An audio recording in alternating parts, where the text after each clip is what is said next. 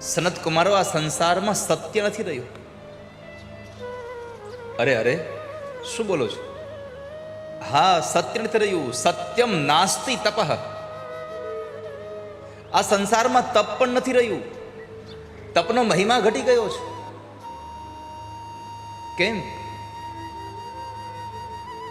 તો કહે છે કે મારી વિદ્વત્તા કરતા પણ આ સંસારના લોકો મને પગે લાગતા થઈ જાય એવા હેતુથી માણસ તપ કરવા લાગ્યો છે, એટલે તપની મહત્તા ઘટી ગઈ છે.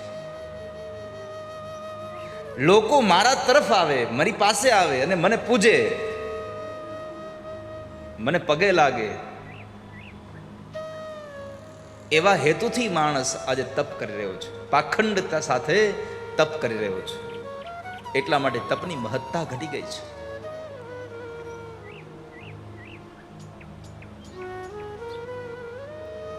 શૌચ, પવિત્રતા. આ સંસારના લોકોની પવિત્રતા જતી રહી છે.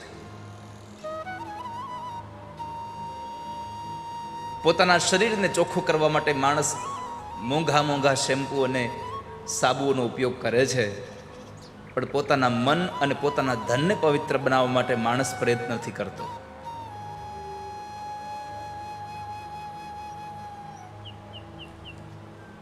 મન અને ધન પણ પવિત્ર હોવું જોઈએ.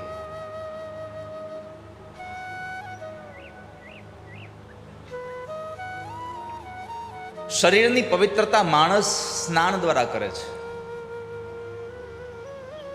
ધનની પવિત્રતા માણસ દાન દ્વારા કરે છે. અને મનની પવિત્રતા માણસ આવા સત્સંગ દ્વારા કરે છે. સત્સંગથી માણસનું મન પવિત્ર બની જાય છે. આ સંસારમાં માણસને દયા નથી રહી.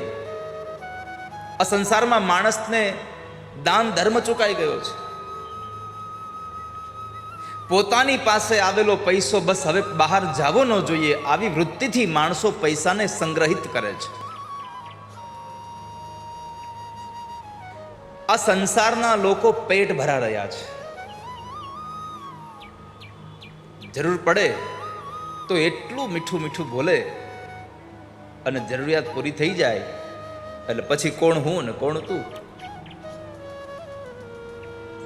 પછી કોઈને અહીંયા કોઈ લાગણીઓ નથી. વરાકા કૂટ ભાષિના.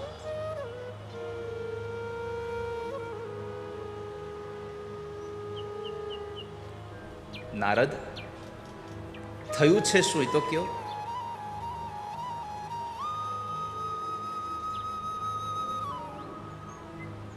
દેવર્ષિ કહે છે, સનત કુમારો, હું આ લોકમાં અનેક ક્ષેત્રોમાં ફર્યો. હરિક્ષેત્રમાં ગયો, કુરુક્ષેત્રમાં ગયો, પ્રયાગમાં ગયો, કાશી ગયો, રંગનાથ ક્ષેત્રમાં પણ ગયો, પણ ક્યાંય મને શાંતિ ન મળે. શાંતિ મળે એવા સ્થાન હું વૃંદાવનમાં પણ ગયો, તો વૃંદાવનમાં મેં એક દ્રશ્ય જોયું. આ પૃથ્વી ઉપર જ્યારે હું ભ્રમણ કરી રહ્યો હતો ત્યારે પૃથ્વીના લોકોને મેં દુઃખી જોયા છે, કોઈને મેં સુખી જ ન જોયા. સનત કુમારો જરા હાસ્ય સાથે કહે છે, અરે નારદ, જરા વિચારીને તો બોલો, કોક તો સુખી હશે, કોઈકની તો બધી ઈચ્છાઓ સંપન્ન થઈ હશે. કોને દુઃખી જોયા? તો નારદ કહે છે કે આ પૃથ્વી લોકમાં ગયો તો ઘણા બધા સંસારી લોકો એવા હતા જેની પાસે ધન નહોતું.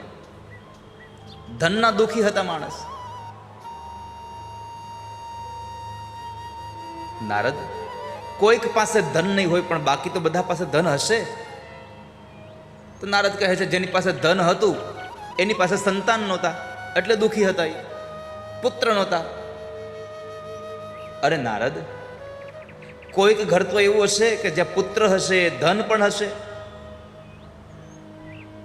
હા, એવાય ઘણા ઘર જોયા મેં, ધન હોય, પુત્ર હોય, બધું જ હોય, પણ તોય દુઃખી હોય. કેમ? તો કે જે ઘરમાં શાંતિ ન હોય. બધું જ હોય પણ તોય દુઃખી હોય. કેમ? તો કે જે ઘરમાં શાંતિ ન હોય. જુઓ, અહીંયા નારદે બહુ સુંદર વાત બતાવી છે. પૈસો ગમે તેટલો હોય, પરિવારના લોકોનું સભ્યનું મંડળ પણ મોટું હોય, પણ જો એકબીજાની વચ્ચે સદભાવના ન હોય, એકબીજાની વચ્ચે પ્રેમ ન હોય, તો પૈસો, તમારું મકાન અને પરિવારના બહુ બધા લોકો સાથે હોવા છતાં પણ માણસ સુખી થતો નથી. આ સંસારમાં પૈસો ક્યારેય સુખ આપતો નથી. તમને કદાચ એમ હોય કે આપણી પાસે બહુ પૈસા છે,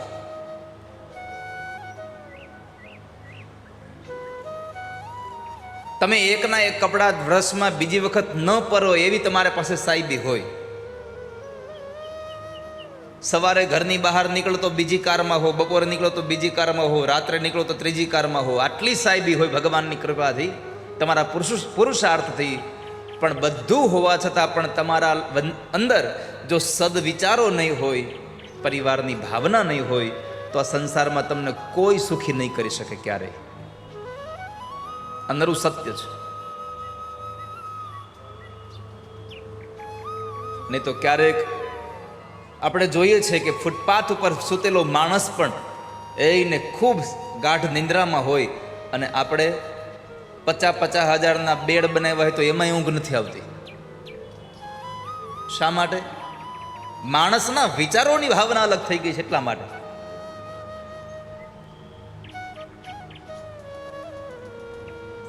તો મેં બધાને દુઃખી જોયા છે. અહીંયા કહ્યું ઉદરમ ભરીણો જીવા વરાકા કૂટ ભાષિણ. પોતાનું કામ સાધવા માટે થઈને માણસ ગમે તે કરે, પણ પોતાનું કામ પૂરું થઈ જાય, પોતાનો જે સંકલ્પ, પોતાની જે ઈચ્છાઓ એ પૂરી થઈ જાય એટલે પતી ગયું. આપણે આપણું આજીવિકા ચાલે એટલા માટે નોકરી કરતા હોઈએ છીએ, આપણે સારી જગ્યાએ આપણે વ્યવસાય કરતા હોઈએ છીએ.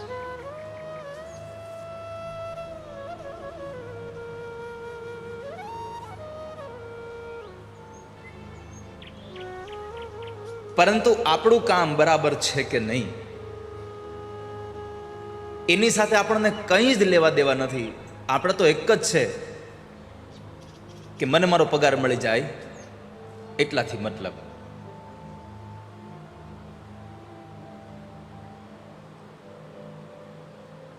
માણસ પોતાની આત્મજાતે જ પોતાની તુલનાને સ્વીકારે, પોતાની જાતે જ માણસ પોતાનું કર્મ જોવે કે બરાબર તો છે ને મારું કામ. હું જ્યાં કામ કરું છું એ લોકો મારાથી સુખી તો છે ને, હું જ્યાં કામ કરું છું ત્યાંથી લોકો મારા કામથી સંતુષ્ટ તો છે ને.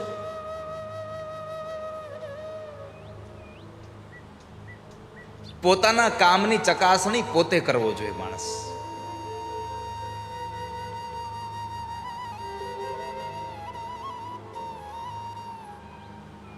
એકવાર એક 15 વર્ષનો બાળક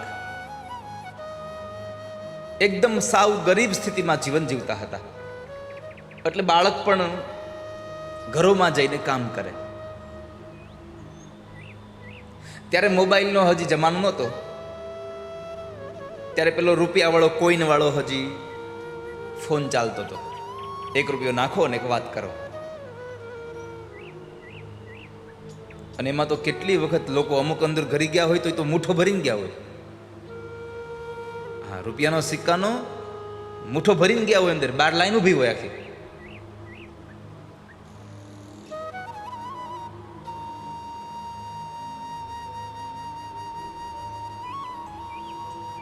તો એ બાળક એક દુકાનમાં આવે છે અને દુકાનના માલિકને કહ્યું કે શેઠ મને ફોન કરવા દેશો, મારી પાસે 1 રૂપિયો છે.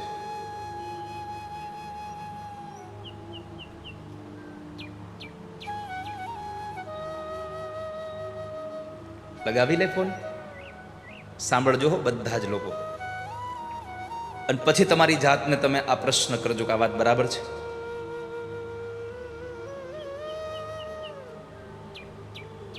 સંગીતવાળાઓ તમે સાંભળજો,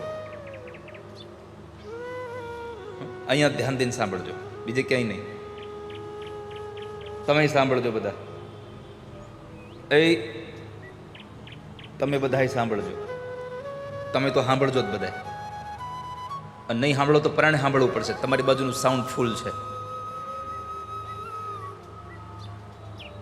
પણ હું તમને એટલા માટે આ વાત બતાવવા જઈ રહ્યો છું કે માણસ પોતાની જાતે પોતાની ચકાસણી કરે.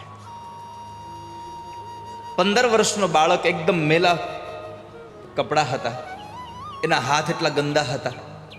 એટલે એણે શેઠને કહ્યું, શેઠ એક કામ કરો ને, તમે જ મને ફોન લગાવી આપો ને, હું તમને નંબર આપું છું, સ્પીકરમાં ફોન રાખી દો, મારે તમારું આ રિસીવર ખરાબ ન થાય એટલા માટે. એટલે શેઠે ફોન લગાવી દીધો અને માણસ, એ 15 વર્ષનો બાળક ફોન કરે છે એક જગ્યાએ. ફોન કરી અને પોતાને આ કામની આવશ્યકતા હતી, પોતાના પરિવારને, પોતાના બાપુજીને મદદ કરવાની જિજ્ઞાસાવાળો બાળક. એટલે એમને એક જગ્યાએ ફોન કર્યો અને કહ્યું કે હાલો બેન, મને તમારા ઘરમાં નોકરીએ રાખશો? એટલે સામેવાથી બેને જવાબ આપ્યો કે ના ભાઈ, અત્યારે અમારે કોઈની જરૂર નથી, અત્યારે અમારા ઘરમાં એક કામવાળા આવે છે. તો છોકરાએ કહ્યું, બેન હું તમારા ઘરની લોન કાપી દઈશ, મને તમારા ઘરે નોકરીએ રાખો ને. એટલે સામેથી ફોન આવ્યો કે અત્યારે લોન કાપવા વાળા અમારી છે ત્યાં, અમારે ત્યાં કામ કરે છે. આ છોકરાએ કહ્યું, બેન માની જાવ ને, તમારા ઘરે જેટલામાં કામ કરે છે એનાથી અડધા પૈસામાં હું સારામાં સારી લોન કટિંગ કરી દઈશ તમને. સામેથી બેને જવાબ આપ્યો કે ના ના, પણ અત્યારે અમારે ત્યાં આવે છે, બરાબર સરખું કામ કરે છે. આણે કીધું હું તમારા ઘરનું બધું જ કામ કરી દઈશ, તમે જે કહેશો એ કામ કરી દઈશ, અને તમે જે પૈસા આપશો એ લઈ લઈશ. તમારા ઘરે મને કામમાં રાખો ને, હું એના કરતાં સારું કામ કરીશ, મને રાખી લો ને તમારા ઘરે નોકરીએ. સામેથી જવાબ આપ્યો, અમારા ઘરે અત્યારે જે આવે છે એના કામથી અમે સંતુષ્ટ છીએ, અત્યારે અમારે બીજાની જરૂર નથી. આટલું કહીને સામેવાળા બેને ફોન મૂકી દો. એટલે અહીંયા પેલા 15 વર્ષના બાળકે પણ ફોન મૂકી દો અને મોઢા ઉપર હાસ્ય આવી ગયું, હસવા લાગ્યો. દુકાનદાર જે હતો એ ચિંતામાં પડી ગયો. બાળક ચાલતો થયો એટલે એને, દુકાનદારને જરા અહીંયા લાગી ગયું કે આ બાળકને જરૂર આટલી બધી છે, કરગરે છે, તો લાભ હોય ને. એ છોકરા ઉભો રે બેટા, તારે નોકરી રહેવું છે, તારે જરૂર છે, ચાલ હું તને નોકરી રાખી લઉં. છોકરો કહે છે ના સાહેબ, મારે નોકરી નથી જોતી. ઓલો શેઠ આશ્ચર્યમાં પડી ગયો કે હમણાં નોકરી માટે કરગરતો હતો, મેં એને નોકરીની ઓફર કરી તો માણસ મને ના પાડે છે. અરે પણ હમણાં તો તું આવું કહેતો હતો કે નોકરીની જરૂર છે, મને રાખી લો, રાખી લો. અને ત્યારે 15 વર્ષનો બાળક બોલ્યો તો સાહેબ, મારે નોકરીની જરૂર નથી, હું તો બસ ખાલી 1 રૂપિયો નાખીને તપાસવા આવ્યો હતો કે હું જેના ઘરે કામ કરું છું મારા કામથી સંતુષ્ટ થશે ને. એણે જેને ફોન કર્યો હતો એના ઘરે એ જ છોકરો કામ કરતો હતો ત્યાં આગળ. માણસ પોતાની જાતની વેલ્યુ પોતે ચકાસે.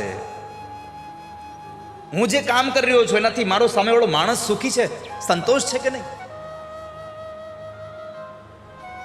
શેઠ આનંદિત થઈ ગયો કે શું છોકરાની જિજ્ઞાસા વૃત્તિ છે. એ છોકરાએ જે ઘરમાં કામ કરતો હતો એ જ ઘરે ફોન કર્યો હતો. એ બેનની પાસે જાણ્યું કે તમે મારા કામથી બરાબર સંતુષ્ટ છો કે નહીં. આ સંસારમાં માણસ કામ કરે છે, સામેવાળો સંતુષ્ટ થાય કે ન થાય, મને મારો પગાર મળી જાય એવી ભાવનાથી કામ કરે છે. એટલે ભાવ નથી જાગતો. પણ મારી તો તમને બધાને એટલી જ પ્રાર્થના છે કે તમારો પગાર તો એમેય તમને ભગવાન કરીને મળી જ જવાનો છે, પણ તમે જ્યાં કામ કરો ને ત્યાં ભાવથી કામ કરજો, દિલથી કામ કરજો. અને દિલથી કામ કરશો ને તો તમને આનંદ મળશે.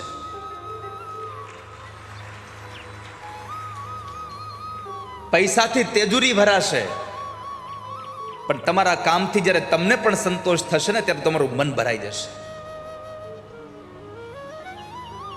પોતાની જાતને ચકાસો. ઉદરમ ભરીણો જીવા વરા કાહ કૂટ ભાષિના.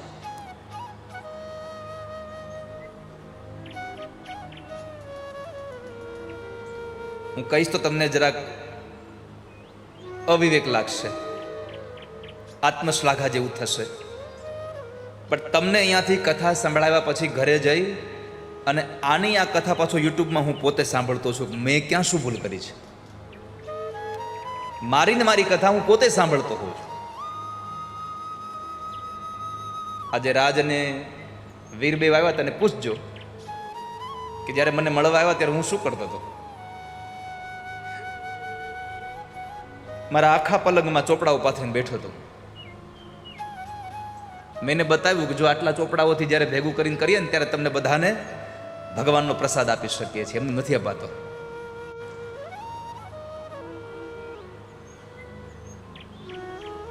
તો માણસ પોતાની જાતે પોતે ચકાસે કે હું કામ તો બરાબર કરી રહ્યો છું.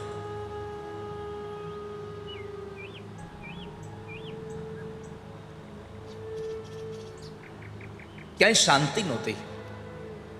એમાં બરાબર વૃંદાવનના યમુનાના ઘાટ ઉપર ચાલ્યો જતો હતો. મેં એક આશ્ચર્ય જોયું.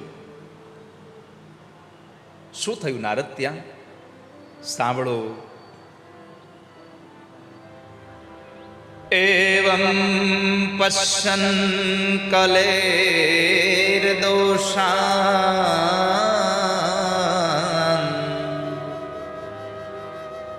પર્યટન નવનીમહં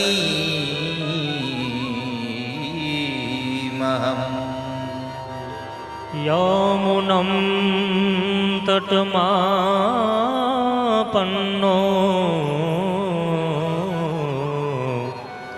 યત્ર લીલા હરેર્ભો.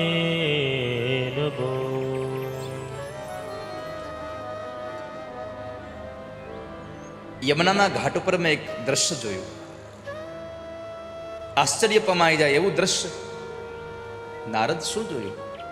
તો કહે છે કે હું બરાબર ચાલતો જતો હતો ને એક યુવાન સ્ત્રી, આજુબાજુમાં કેટલી સ્ત્રીઓ હતી, કેટલા પુરુષો હતા, અને એની મધ્યમાં બેઠી બેઠી બે વૃદ્ધ પુરુષના મસ્તકો પોતાની ગોદમાં લઈ અને રડતી એ યુવાન સ્ત્રીએ મને જોયો અને મને પ્રાર્થના કરીને કહ્યું, ભવ ભવ સાધો ક્ષણમ તિષ્ઠ મત ચિંતામ અપી નાશય. દર્શનમ તવ લોકસ્ય સર્વથા ગહરમ પરમ. હે સાધુ, એક ક્ષણ માટે રોકાઈ જાઓ. આપ રોકાઈ જાઓ. બધાના દુઃખ દૂર કરો છો, મારું દુઃખ દૂર નહીં કરો. ભો ભો સાધો ક્ષણમ તિષ્ઠ. એક ક્ષણ માટે રોકાઈ જાવ. આપ મારી ચિંતાને હરી લો.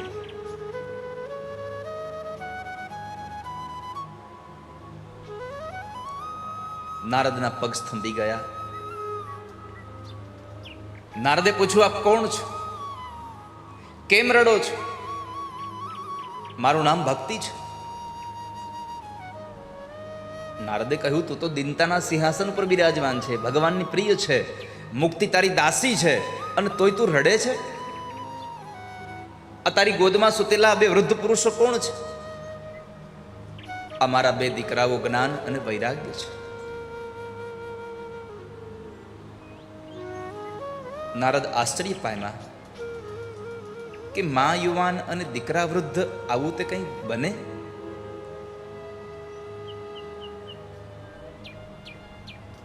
આવું કેમ થયું? ભક્તિ કહે છે,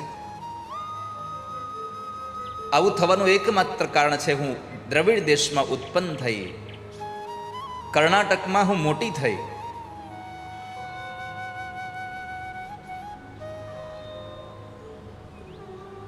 પણ વૃંદાવનમાં આવી અને યમુનામાં સ્નાન કર્યું તો મને મારું યૌવન પાછું મળ્યું. પણ મારા બે દીકરાઓ વૃદ્ધના વૃદ્ધ રહ્યા છે. અમે પ્રાર્થના કરીએ છીએ, મારા દીકરાઓને જગાડો. જો મારા દીકરાઓને નહીં જગાડો તો ઇદમ સ્થાનમ પરિત્યજ્ય વિદેશમ ગમ્ય તે મયા.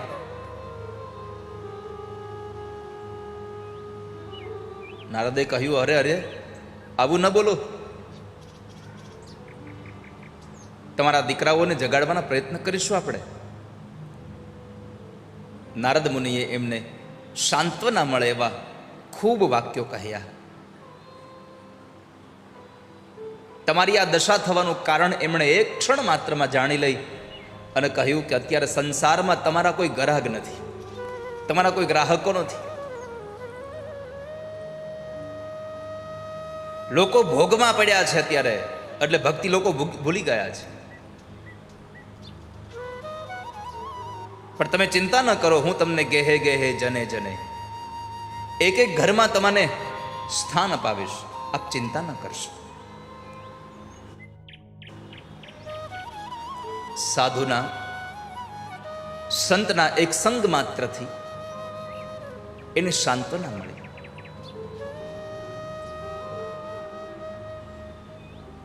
ભક્તિ કહે છે બહુધા તવ વાક્યેન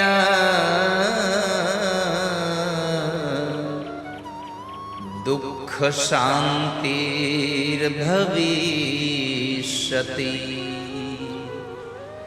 યદા ભાગ્યમ ભવેદ ભૂરી ભવતો દર્શનમ તદા. બહુધા તવ વાક્યેન દુઃખ શાંતિર ભવિષ્યતિ. હે મહારાજ, મને એમ લાગે છે કે તમારા વાક્યોથી મને શાંતિ મળી છે, અને મારા કેટલાય ભાગ્ય, યદા ભાગ્યમ ભવેદ ભૂરી, મારા કેટલા સદભાગ્ય છે કે મને તમારા દર્શન થયા છે. ભવતો દર્શનમ તદા. યાદ રાખજો, સાધુના દર્શન તમને સંપત્તિ કે તમારી આવડતથી નથી થતા. સાધુના દર્શન કેવલ તમારા ભાગ્યથી થાય છે. તમને કોઈ સંતના દર્શન તમને ભાગ્યથી થાય. ઘણી વખત લોકો કહેતા હોય છે, સારું મકાન હોય તો શું કહે, અમારે તો ભગવાનની બહુ કૃપા થઈ ગઈ, આટલું સારું મકાન થઈ ગયું, અમારે ભગવાનની બહુ દયા થઈ ગઈ, અમારો દીકરો હારામાં હારી નોકરી લાગી ગયો, અમારે ભગવાનની બહુ દયા થઈ, દીકરાની વહુ હારી આવી ગઈ. અરે ભાઈ, દીકરો નોકરીએ લાગી જાય, દીકરાની વહુ હારી મળી જાય, ઘર મોટું થઈ જાય, એ ભગવાનની કૃપા નથી, એ તમારા પુરુષાર્થનું ફળ છે. તમે જે મહેનત કરી છે એના બદલામાં તમને પૈસા આવે છે. બાકી ઘરે બેઠા રહો કોઈ પૈસા આપી જાય છે? કોઈ ન આપી જાય. તમારા પગાર જે આવે છે એ પ્રભુની કૃપા નથી. એ તો આપણે ખાલી ભગવાનને જશ આપી દઈએ છીએ એવી રીતના, ખાલી આપણે આપણી મોટાઈ વધારવા માટે. જ્યારે આપણે કોઈકને પૂછે ને, એટલે ભાઈ તમારે તો બહુ, અરે બધું ભગવાનની દયા છે. એ ભગવાનની દયા શબ્દમાં પણ પોતાની અંદરથી નીકળેલો અહંકાર જ હોય છે બધો. તમને જે પૈસો મળે છે એ તમારા પુરુષાર્થનું ફળ છે, તમારી આવડતનું પરિણામ છે. ભગવાનની કૃપા નથી. એ પ્રભુની કૃપા તો એને કહેવાય. તમને કથામાં જવાનો વિચાર આવે ને કથામાં બેસવા મળે, એ પ્રભુની કૃપા છે તમારા ઉપર. તમને સત્સંગમાં જવાનો વિચાર આવે, પ્રભુની કૃપા છે. તમને કોઈ સારા માણસનો સંગ થાય, એ પ્રભુની કૃપા છે. તમે ભગવાનના મંદિરે જઈ પ્રભુના દર્શન કરો, એ પ્રભુની કૃપા છે. કોઈ દી કીધું કે ઓહો, આ તો ભગવાનની દયા થઈ ગઈ કે અમારે ફિલ્મ જોવાઈ ગયું? ટોકીજમાં 500,000 રૂપિયા દઈને પણ પિક્ચર જોવા જાઓ તમે, બહાર નીકળીને કોઈ દી કીધું અરે ભગવાને બહુ દયા કરી, આ તો ફિલ્મ જોવાઈ ગયો મારે? તો એ શું કહો છો, રજા હતી તો કામ થઈ ગયું. છોકરાને ટ્યુશનમાં મોકલ્યો અને અમે પિક્ચર જોઈ આવ્યા,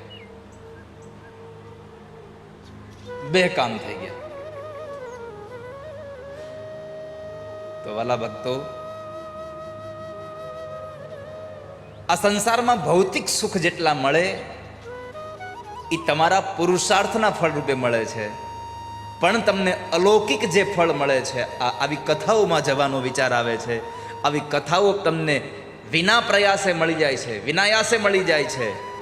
તો સમજો આ પ્રભુની કૃપા છે.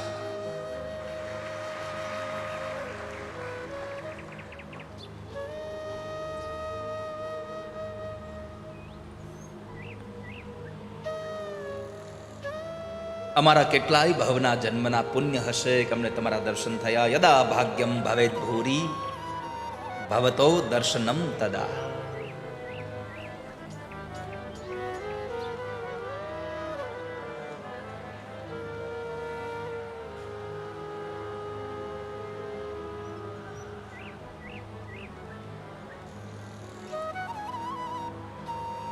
જ્યારે ભક્તિ મહારાણી શોક કરતા હતા ત્યારે દેવર્ષિ નારદ એમ કહે છે કે તમે શોક ન કરો, ચિંતા ન કરો. જુઓ, જીવનમાં જ્યારે પણ પરિસ્થિતિ ખરાબ આવે ત્યારે દેવર્ષિ નારદનું આ વાક્ય યાદ રાખવું, ચિંતા ન કરવી. શ્રીમદ વલ્લભાચાર્ય મહારાજે સુબોધિનીમાં લખ્યું છે, ચિંતા કાપી ન કાર્યા. માણસ પોતાના જીવનમાં ચિંતા ન કરે, કેવલ પ્રભુનું ચિંતન કરે. એટલે નારદજી બોલ્યા, ન વિષાદસ્ત્વયા કાર્યો હરિષમ તે કરીશતે. ન વિષાદસ્ત્વયા કાર્યો. જીવનમાં તમે વિષાદ ન કરો, હરિનું સ્મરણ કરો, પ્રભુનું ધ્યાન ધરો. અને દુઃખનો સમય આવે ને ત્યારે સૌથી પહેલી વાત તો એ છે કે ખરાબ સ્થિતિમાં માણસે શું કરવું જોઈએ. તમારો સમય ખરાબ ચાલતો હોય, તમારા ઘરની અંદર એવી ઘટના ઘટી ગઈ હોય, તમારા જીવનમાં એવી ઘટના ઘટી ગઈ હોય તો માણસ શું કરે? હલો, જાગો ગ્રાહક જાગો. માણસને જ્યારે દુઃખ આવે ત્યારે શું કરવું જોઈએ? માણસ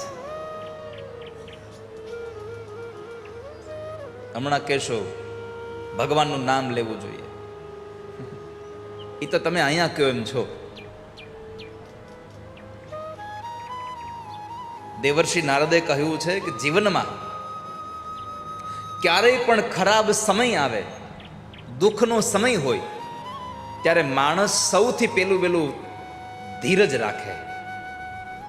ધત્તે ધૈર્યમ તુયો ધીમાન સધીર પંડિતો થવા. જે માણસ ખરાબ સ્થિતિમાં ધીરજ રાખીને બેસે છે એ જ મોટામાં મોટો પંડિત છે, એ જ વિદ્વાન છે. માણસ ધીરજ રાખે એટલે તો આપણે જુઓ, કોઈ માણસના પરિવારમાં જ્યારે કોઈ માણસનું મૃત્યુ થયું હોય અને આપણે ત્યાં જઈએ શું કહી, એ ભાઈ ધીરજ રાખો, ધીરજ રાખો, જેવા હતું થવાનું હતું થઈ ગયું છે, આપ ધીરજ રાખો.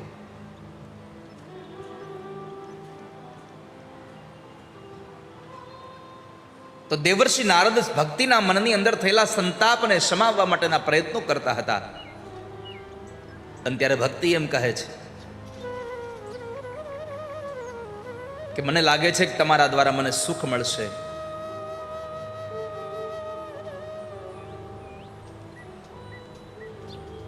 કરુણાવરેણ હરિણા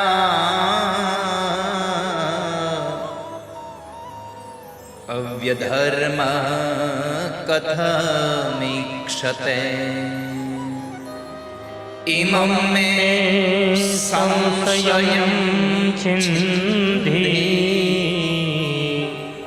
ત્વદ્વાચા સુખિતાસ્મ્યહમ. તમારા વચનોથી મને શાંતિ થઈ છે.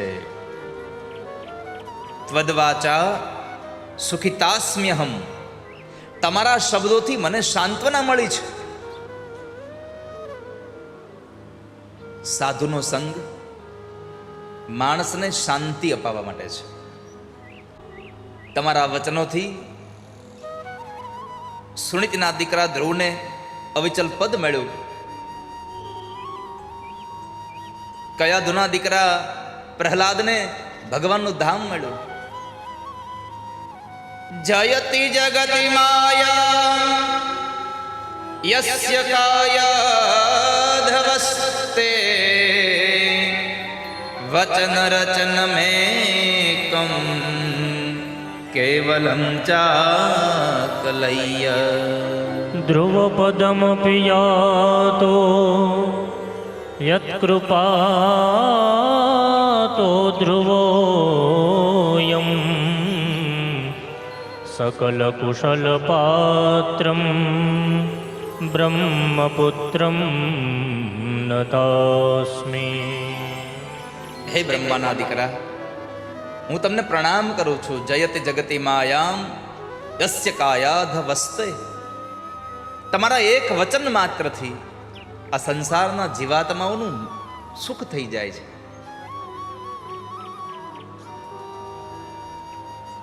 હું તમને પ્રણામ કરું છું.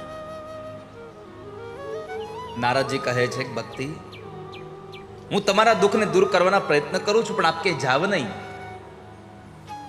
અને જો તમારા દીકરાના દુઃખને દૂર ન કરું તો તદાહમ ન હરિર્દાસો, તો હું હરિનો દાસ નહીં.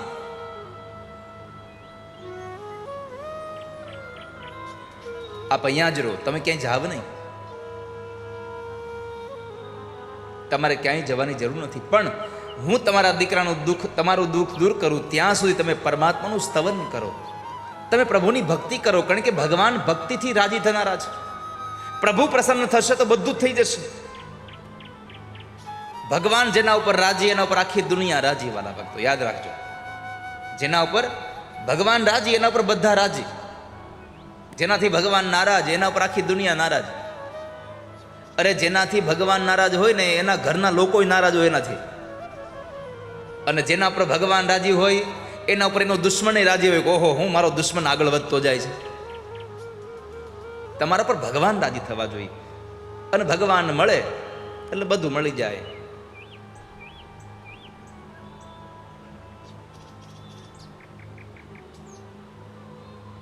એક સાધે સબ મિલે, સબ સાધે સબ જાય.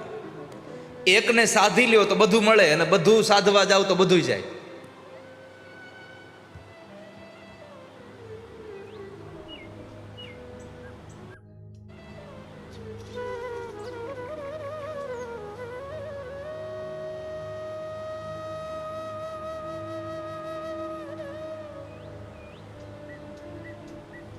માણસ એક પરમાત્માને સાધી લે,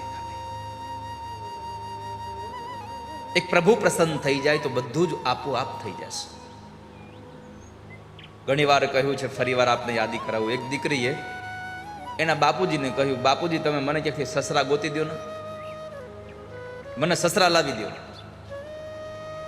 એની માને કહ્યું, માં મને સાસુ લાવી દે. એના ભાઈને કહ્યું, મને દેર લાવી દે. એની બેનને કહ્યું, મને નણંદ લાવી દે. આ બધાને વારે વારે કીધા કરે, મને સાસુ લાવી દે, મને સસરા લાવી દે, મને દેર લાવી દે, મને નણંદ લાવી દે. એમાં બધા બેઠા હતા ત્યારે એના બાપુજી કીધું, બેટા એક ઘરવાળો નક્કી કરી લે, બધું મફતમાં હારે આવશે. એક પતિ નક્કી કરે એટલે સાસુ, સસરા, દેર, જેઠ, દેરાણી બધું મફતમાં હારે આવે. એમ આ સંસારમાં બધું જ મેળવવા જવા કરતા એક ભગવાનને મેળવી લ્યો, આ બધું એની પાછળ દોડતું દોડતું આવશે તમારી પાસે. એક ઠાકોરજીને પ્રસન્ન કરી લો ખાલી. પરમાત્મા રાજી થઈ જાય તો બધું રાજી થઈ જાય. ઈશ્વર રાજી થઈ જાય. પણ ભગવાન રાજી શેનાથી થાય છે? ભગવાન તમારા શેના વશ થાય છે? તો ભાગવતજીનું પુરાણ મહાત્મ્ય એમ કહે છે, ન તપો ભીર્ન વેદશ્ચ ન જ્ઞાનેનાપિ કર્મણા હરિર્હિ સાધ્યતે ભક્ત્યા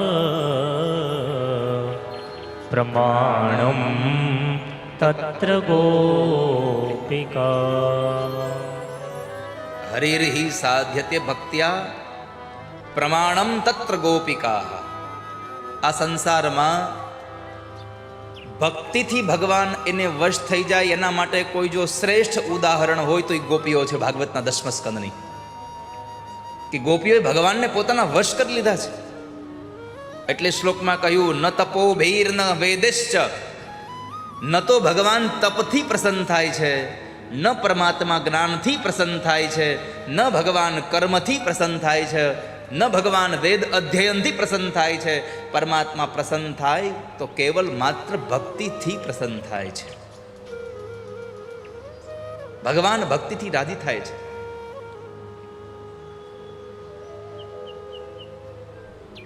જેના ઘરમાં ભક્તિ હોય, જેના ઘરમાં જ્ઞાન અને વૈરાગ્ય હોય, એના ઘરમાં ભગવાન આવે છે. માટે ન તો ભક્તિનો તિરસ્કાર કરવો, ન ભક્તિને કરનારા ભક્તોનો તિરસ્કાર કરવો. જોજો, ભાગવત એમ કહે છે, જેણે જેણે પણ આ સંસારમાં ભક્તિ અને ભક્તિ કરનારા ભગવાનના ભક્તનો તિરસ્કાર કર્યો છે, એણે આ સંસારમાં દુઃખ સિવાય કશું ભોગવવું નથી. માટે પરમાત્માની ભક્તિ કરો અને એ પ્રભુની ભક્તિ દ્વારા આપણું શ્રેય થાય, આપણું મંગલ થાય, આપણું કલ્યાણ થાય. માટે તમને કહું છું, હે ભક્તિ, તમે ભગવાનનું શરણ ગ્રહણ કરો. પરમાત્માના શરણાગતિથી જ માણસ ગતિને પામે છે.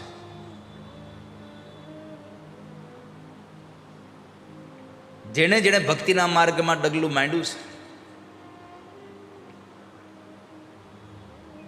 એમણે દુર્ગતિનો ક્યારેય પણ સ્વીકાર કરવો પડ્યો નથી.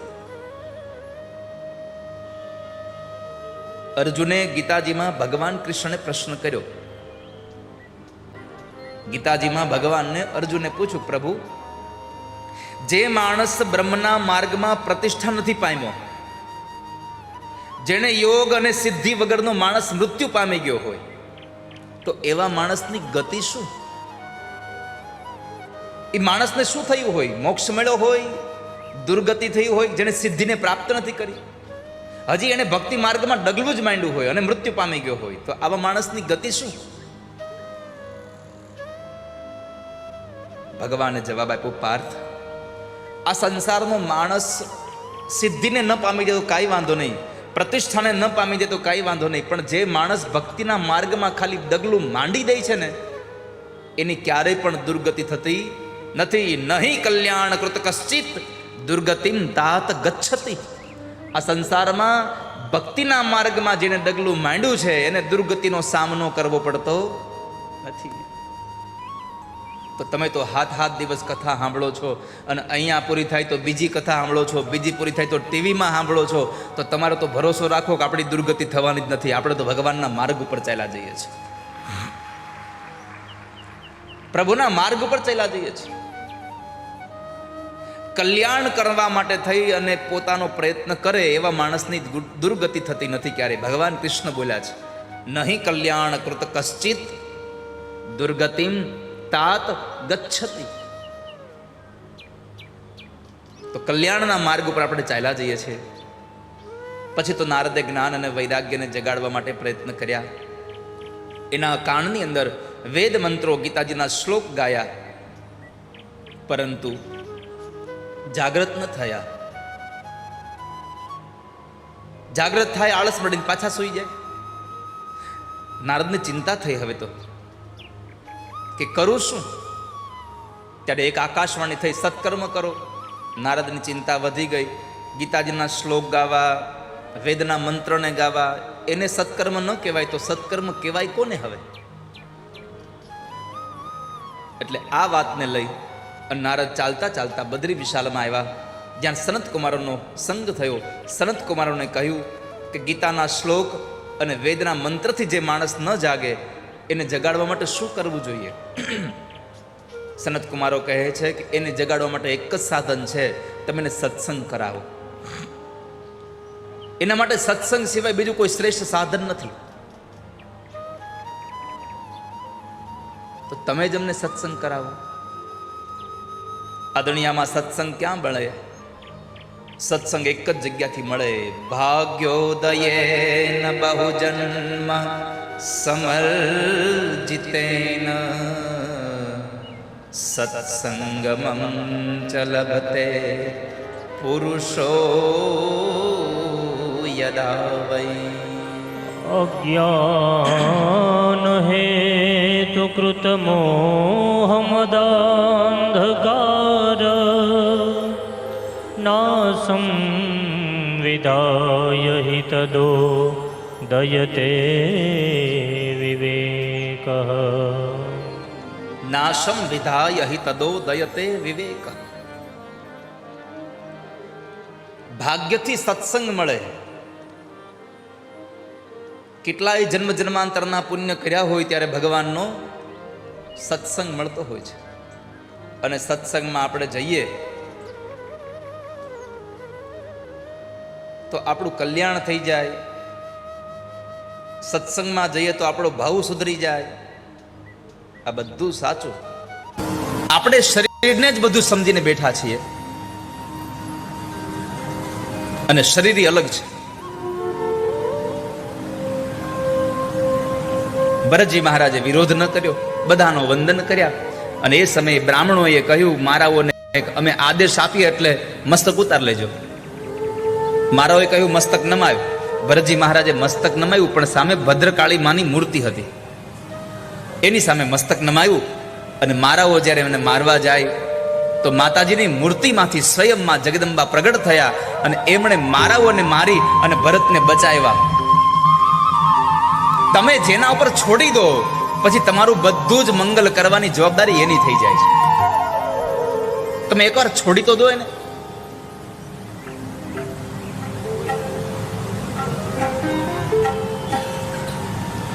મેવાડમાંથી મીરાબાઈ નીકળી ગયા.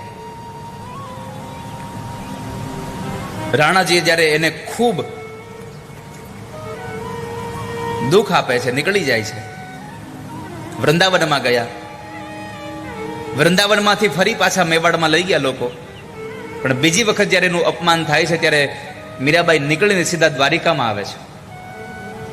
દ્વારિકામાં આવી અને નિર્ણય કર્યો કે હવે જેટલા શ્વાસ બાકી છે એ બધા શ્વાસ દ્વારિકામાં પસાર કરીશ. હવે દ્વારિકાની બહાર પગ નહીં રાખું. આવું મીરાબાઈ નક્કી કરી લીધું.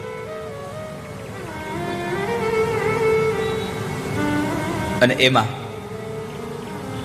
મેવાડમાં અનિષ્ટ થયા, દુષ્કાળ પડ્યો. કોઈએ કહ્યું કે મીરાબાઈને લઈ આવો, નહીં તો અહીંયા વરસાદ નહીં વરસે. એક બ્રાહ્મણ આવે છે, મીરાબાઈને મળ્યા, કહે છે ચાલો મીરાબાઈ તમને લેવા આવ્યો છું. મીરાબાઈ કહ્યું કે મહારાજ તમે મેવાડ જાજો, સૌને જય ગિરધર ગોપાલ કહેજો, પણ હું હવે મેવાડ નહીં આવું. મેં નિર્ણય કર્યો છે કે જેટલા મારા શ્વાસ બાકી છે એ હું દ્વારિકામાં પસાર કરીશ. બ્રાહ્મણે સામે કીધું કે જો તમે નહીં આવો તો હું નહીં જાઉં, અને નહીં તો જાવ વાત તો પછી રહી, પણ તમે જ્યાં સુધી આવવા માટે તૈયાર નહીં થાવ ત્યાં સુધી મારા મોઢામાં જળ કે અનાજ કશું જ નહીં નાખો. બ્રાહ્મણ તો દ્વારકાના મંદિરમાં બેસી ગયા. મીરાબાઈનો તો નિત્ય ક્રમ હતો, રોજ મંદિરમાં આવી ભગવાન સામે નૃત્ય કરે અને પાછા જતા રહે. એમાં એક દિવસ, 2 દિવસ, 3 દિવસ આમ કરતા કરતા 1 અઠવાડિયાનું લાંઘણ લાગ્યું બ્રાહ્મણને. અને કદાચ બ્રાહ્મણ હવે 1-2 દાડા થશે તો હવે મરી જશે. મીરાબાઈને થયું કે બ્રહ્મ હત્યાનું પાપ મને લાગશે. એણે મહારાજને બહુ વિનંતી કરી, બાપજી તમે જલપાન કરી લો ને, હું નહીં આવી શકું. જેનું તાળવું સુકાઈ ગયું હતું સાવ, એ બ્રાહ્મણે એટલું જ કીધું કે મીરા નહીં આવો તો હું નહીં જાઉં, મરી જઈશ પણ જઈશ નહીં પાછું. હવે મીરાબાઈ મુશ્કેલીમાં મુકાણા, શું કરું? જો જઈશ તો મારી પ્રતિજ્ઞા તૂટશે, નહીં જાવ તો બ્રાહ્મણ મરી જશે, બ્રહ્મ હત્યાનો અધિકાર મને મળશે, હું શું કરું? અને અંતે નિર્ણય કર્યો કે લાવ હું મારા નાથને પૂછી જોઉં, જો એમ કહે કે તમે જાઓ તો હું જવા તૈયાર થાવ, એ ના પાડે તો નહીં જાવ, એને પૂછી લઉં. એટલે બ્રાહ્મણને કીધું ભૂદેવ તમે જલપાન કરી લો, હું મારા નાથને પૂછી લઉં, હું મારા પ્રભુને પૂછી લઉં. મીરાબાઈ ત્યાંથી ઊભા થઈને મંદિરમાં ગયા. મંદિરમાં જઈ અને ભગવાન પાસે નૃત્ય કરે છે અને પરમાત્માને પૂછ્યું, પ્રભુ શું કરું, જાવ કે ન જાવ? તમે જે નિર્ણય આપો એ તમારા હાથમાં છે. જઈશ તો મારી પ્રતિજ્ઞા તૂટશે, નહીં જાવ તો બ્રાહ્મણ મરી જશે અને બ્રહ્મ હત્યાનું પાપ મને લાગશે. આટલું કહી અને મીરાબાઈ નાચ્યા છે. સંસારના લોકોએ લખ્યું છે કે જ્યારે મીરાબાઈ રોજ નાચતા હતા, પણ આજે જે નાચ્યા ને એ અલગ ભાતનું હતું હાવ. અને મીરાબાઈ નાચતા નાચતા શરીર ઉપરની સાડી પડી ગઈ, એનું ખબર ન રહી, માથાના વાળ વિખરાઈ ગયા, ખબર ન રહી. અને હવે તો શરીર પણ પડવાની તૈયારી થઈ ગઈ. અને એ સમયે ભગવાનના મંદિરના એ ગર્ભગૃહમાંથી પરમાત્માએ હાથ લંબાવી અને મીરાને પોતાની અંદર સમાવી લીધી. મીરાની લાજ ન જવા દીધી, મીરાની ટેક ન તૂટવા દીધી. આ પ્રસંગ સાથે મારે તમને એટલું કહેવું છે કે તમે જો ભરોસો છોડી દો તો પછી તમારું શું કરવું એ નિર્ણય એના હાથમાં છે, પ્રભુના હાથમાં છે. અહીંયા ભરતજી મહારાજે માના ચરણોમાં પોતાનું મસ્તક નમાયું તો માએ બચાવ્યા છે. અને આમ પણ આ સંસારમાં સૌની લાજ તો ભગવાન જ રાખે છે. કોણ અહીંયા કોઈની લાજ રાખે છે? તમે જેટલા ભગવાનના ભક્તો જુઓ બધાની લાજ પરમાત્મા રાખે છે. લાજ રાખવા વાળા ભગવાન છે, ઉઘાડવા વાળા તો બહુ છે આ દુનિયામાં. રાખવા વાળો ભગવાન છે પોતે. અને જો લાજ ન રાખી હોત તો તમે વિચાર તો કરો. પોતાની અંદર સમાવી લીધા મીરાબાઈને. દ્વારિકામાં મીરાબાઈ સમાયા. જગન્નાથપુરીમાં ચૈતન્ય મહાપ્રભુ. હરિ બોલ, હરિ બોલ, હરિ બોલ.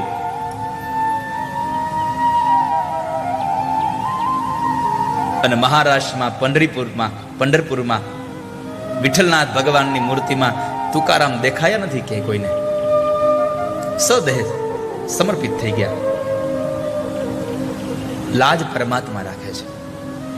જુનાગઢનો નરસૈયો કોરા કાગળમાં હુંડી લખે અને દ્વારિકાનાથ શામળસા શેઠ બની સ્વીકારે. પણ શું કામે? વટે માર્ગુઓ ચાલીને નીકળે, પણ જુનાગઢમાં બેઠો બેઠો નરસૈયો એટલું જ કહેતો હોય, કોઈના ચરણની રજ માથા ઉપર ચડે તો કલ્યાણ થશે. બાકી તમે અન્નનું દાન કરો, વસ્ત્રનું દાન કરો, યજ્ઞાદિ કર્મ કરો, ભૂમિદાન કરો, સુવર્ણ દાન કરો, પણ જ્યાં સુધી કોઈ મહાપુરુષના ચરણની રજ માથા ઉપર નહીં ચડે ત્યાં સુધી તમારું કલ્યાણ નહીં થાય. રાજા રહુગણને સંદેશ આપ્યો અને એને ઉદ્ધારના માર્ગે. કોઈના ચરણની રજ માથા ઉપર ચડે તો કલ્યાણ થશે. બાકી તમે અન્નનું દાન કરો, વસ્ત્રનું દાન કરો, યજ્ઞાદિ કર્મ કરો, ભૂમિદાન કરો, સુવર્ણ દાન કરો, પણ જ્યાં સુધી કોઈ મહાપુરુષના ચરણની રજ માથા ઉપર નહીં ચડે ત્યાં સુધી તમારું કલ્યાણ નહીં થાય.